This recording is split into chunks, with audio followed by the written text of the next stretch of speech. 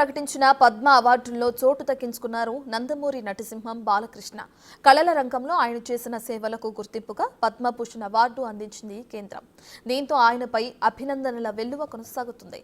AP CM Chandrababu wishes చెప్తూ ఎక్స్లో post చేశారు.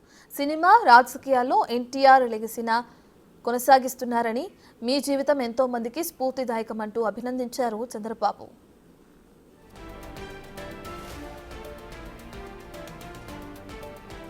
ఇక బాబాయ్కి అవార్డు రావడంపై అబ్బాయిలు కూడా స్పందించారు. జూనియర్ ఎన్టీఆర్, కళ్యాణ్ రాములు కూడా బాలకృష్ణకు అభినందనలు తెలుపుతూ పోస్టులు పెట్టారు.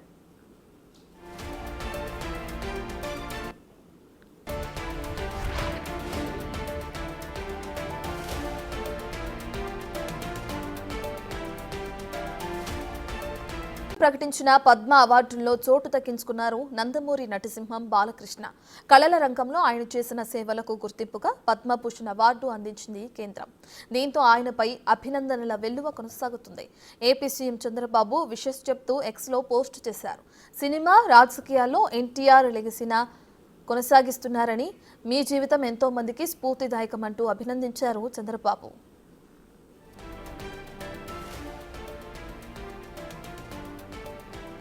ఇక బాబాయ్కి అవార్డు రావడంపై అబ్బాయిలు కూడా స్పందించారు. జూనియర్ ఎన్టీఆర్, కళ్యాణ్ రాములు కూడా బాలకృష్ణకు అభినందనలు తెలుపుతూ పోస్టులు పెట్టారు.